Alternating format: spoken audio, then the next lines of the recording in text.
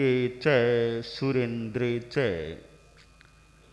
कौशिके पाद संस्पृशि निर्विशेष मनस्काय श्री वीरस्वामिने नमः।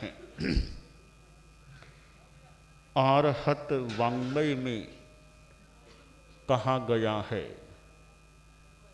दुल्हे खलु मानुषे भवे चिरकालेनवि सब्बपाणिनम गाढ़ाय विवाग कम्मुनो समयम गोयम मापमाय।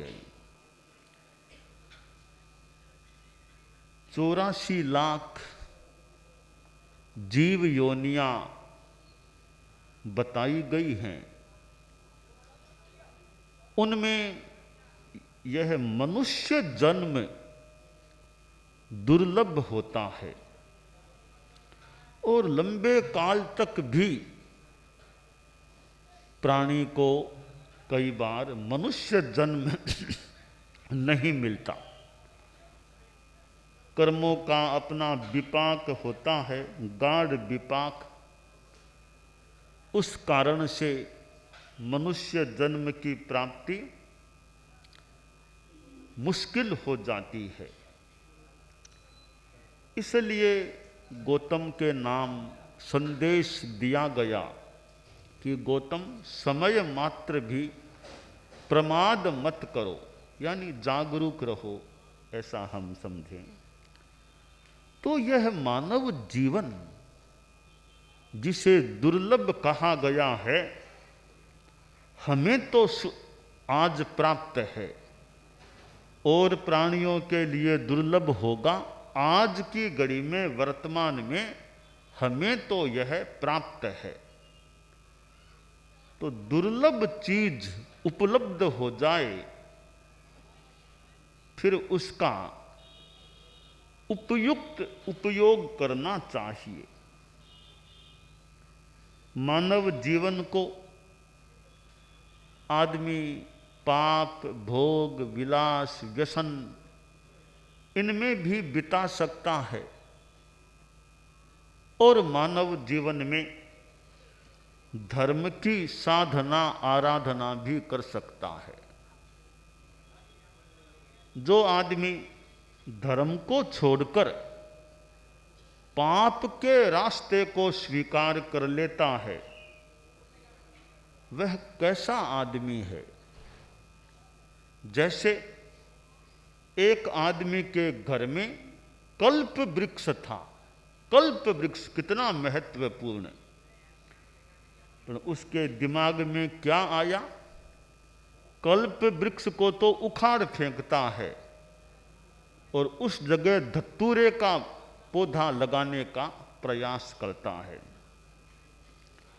और एक दूसरा आदमी जिसके पास चिंतामणि रत्न था, वह चिंतामणि रत्न को तो फेंक देता है, दूसरे कांच के टुकड़े को ले लेता है।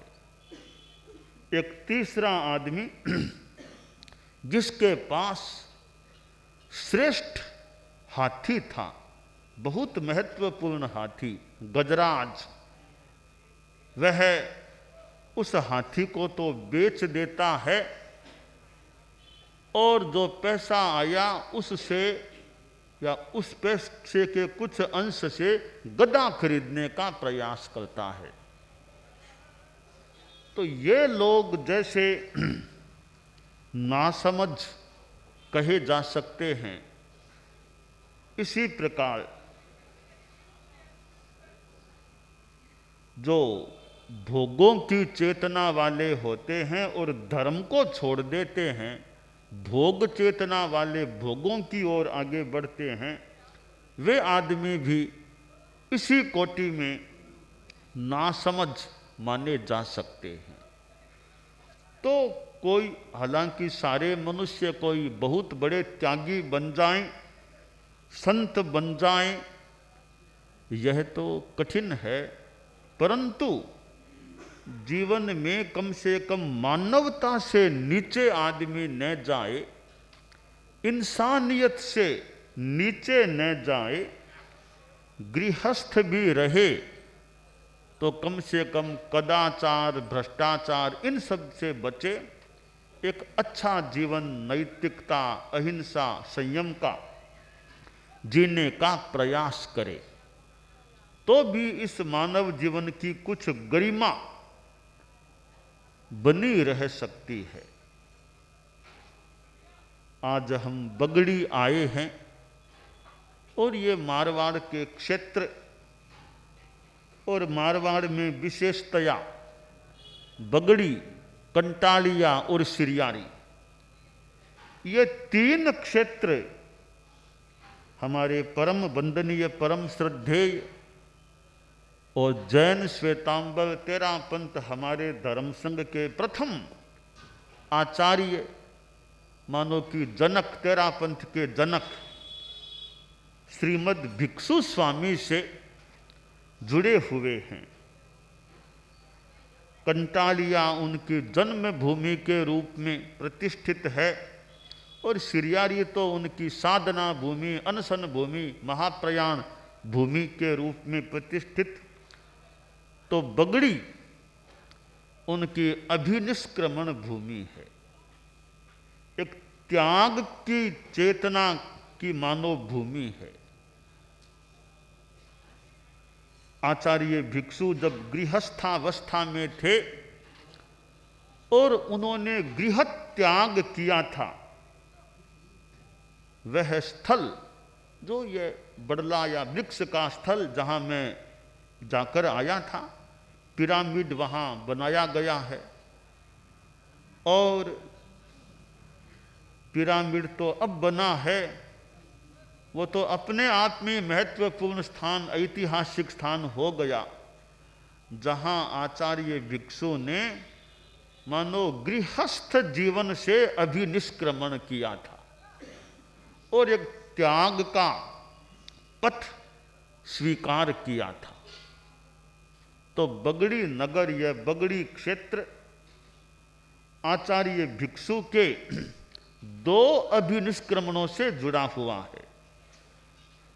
उनका पहला अभिनिष्क्रमण गृहस्थ जीवन से हुआ, संन्यास की ओर, और दूसरा अभिनिष्क्रमण संन्यास से भी मानो और कोई विशेष संन्यास के लिए, विशेष जीवन के लिए, विशेष साधनामय जीवन के लिए मानो दूसरा अभिनिष्क्रमण हुआ। दो बार अभिनिष्क्रमण करने वाले भिखण जी महाराज हुए थे आचार्य भिक्षु। हालांकि उनके सांसारिक जीवन का रिश्ता भी बगड़ी के साथ है, बगड़ी के साथ उनका सांसारिक रिश्ता भी है, परंतु सांसारिक रिश्ता का ठीक अपना महत्व है, त्याग की चेतना का विशेष महत्व है। तो मानो कि आचार्य भिक्षु ने मानव जीवन का कितना बढ़िया उपयोग करने का प्रयास किया और त्याग संयम के पथ को स्वीकार किया।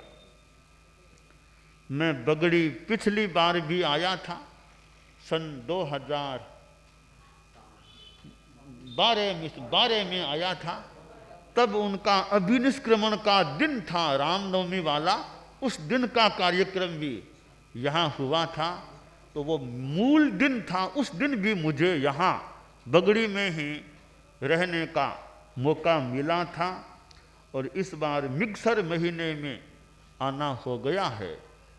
तो ये मारवाड़ के जो क्षेत्र हैं वो तेरा पंथ के इतिहास से या आचार्य भिक्षु से जुड़े हुए क्षेत्र हैं। और दुनिया में कोई कोई व्यक्ति ऐसा होता है जो कुछ विशेष करने का सामर्थ्य रखता है, जो शांति और क्रांति, दो चीजें हैं, शांति और क्रांति। शांति का बड़ा महत्व है कि आदमी शांति में रहे, दूसरों की भी शांति में बाधक न बने।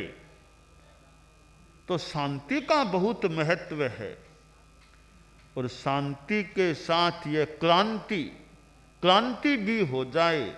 जहाँ जरूरत है वहाँ क्रांति, ये अभिनिष्क्रांति, अभिनिष्क्रमण क्रांति, तो धर्मक क्रांति। तो कई बार आदमी शांति में तो रहना चाहता है, पर क्रांति की बात आए वहाँ थोड़ा सा झिझक सकता है भी, इसमें कौन जाए, कठिन मार्ग है। दुनिया में 3 तरह के आदमी, प्रारब्धते न खलु विघ्न भयेन नीचई। निम्न श्रेणी के लोग वे होते हैं जो विघ्न के भय से कोई अच्छे कार्य का प्रारंभ ही नहीं करते हैं। वे निम्न श्रेणी के मनुष्य होते हैं। और मध्यम श्रेणी के वे कि जो प्रारब्ध्य विघ्न विहता विरमन्ति मध्यः आश्रय, कि कार्य को प्रारंभ कर देते हैं, फिर विघ्नों की बौछार होती है, विघ्न आते हैं तो कार्य को बीच में ही छोड़ देते हैं। वे मध्यम श्रेणी के लोग हैं। उत्तम श्रेणी के लोग वे होते हैं विघ्नई पुनः पुनरपि प्रतिहन्यमानः प्रारब्ध मुत्तम जना न परित्यजन्ति। बार बार विघ्नों से आहत प्रहत होने पर भी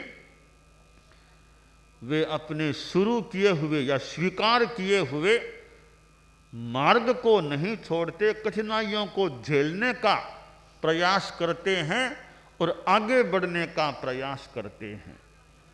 आचार्य भिक्षु के सामने भी कितनी कठिनाइयाँ आई होंगी। पूरा आहार भी मिलना मुश्किल, आहार पानी मिलना भी मुश्किल, स्थान की भी समस्या। परंतु कोई जो महापुरुष होते हैं, साधक पुरुष होते हैं, मनोबली होते हैं, आत्मबली होते हैं, वे कठिनाइयों की इतनी परवाह नहीं करते, अपने निर्धारित पथ पर चलने का, मंजिल की ओर आगे बढ़ने का प्रयास करते हैं। संत भीखण जी ने यहाँ बगड़ी में अभिनिष्क्रमण किया था और वह जैत सिंह जी की छत्री का स्थान, वहाँ भी मैं जाकर आया था। और वह जैत सिंह जी की छत्री का वह प्रांगण, वह स्थान भी तेरह पंथ के लिए ऐतिहासिक एक स्थान बना हुआ है। और उसके संदर्भ में बगड़ी भी ऐतिहासिक बना हुआ है। और भी जहाँ से अभिनिष्क्रमण किया, जहाँ से चले थे, उस स्थान का भी कुछ अपना महत्व हो सकता है। और कठिनाई तो मानो बगड़ी से ही शुरू हो गई थी, बगड़ी से ही शुरू हो गई थी। अभिनिष्क्रांति क्रांति की, मानो क्रांति के साथ साथ वो तूफान कह दें, कठिनाई कह दें, वो भी साथ हो गई। और साथ हो गई तो जैत सिंह जी की छत्री में रात्रि प्रवास उधर करने का मौका आ गया।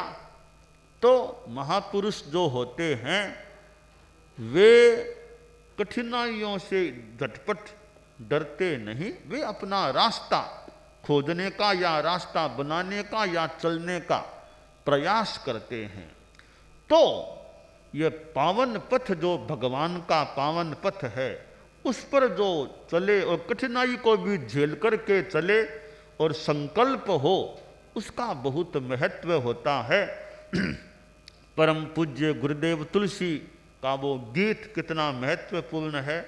प्रभो तुम्हारे पावन पथ पर जीवन अर्पण, बढ़े चले हम रुके न क्षण, हो यह दृढ़ संकल्प हमारा।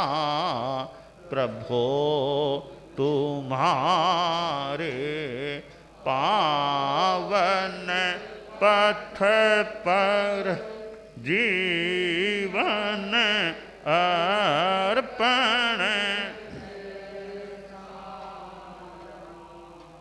प्राणों की परवाह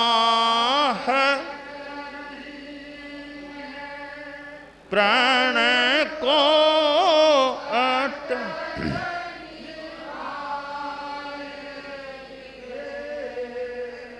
नहीं अपेक्षा है औरों की, स्वयं लक्ष्य को पाएंगे।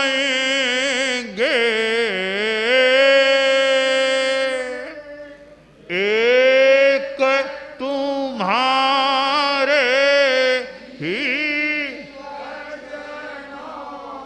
का, एक तुम्हारे ही वचनों का भगवन प्रतिपल सबल सहारा।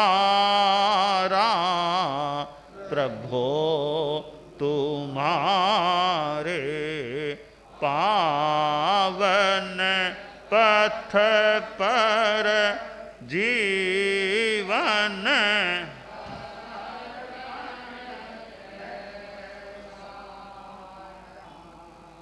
ज्यों ज्यों चरण बढ़ेंगे आगे, स्वतः मार्ग बन जाएगा। हटना होगा उसे बीच जो बाधक बन आएगा।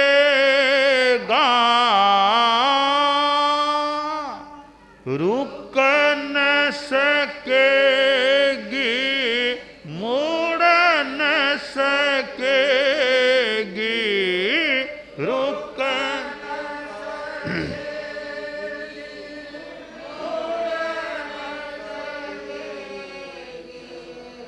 सत्य क्रांति की उज्ज्वल धारा। प्रभो तुम्हारे पावन पथ पर जीवन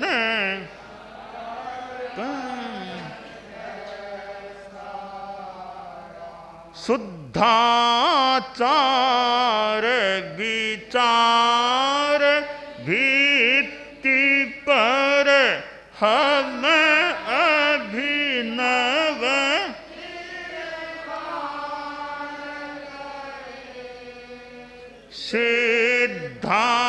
सिद्धांतों को अटल निभाते निज पर का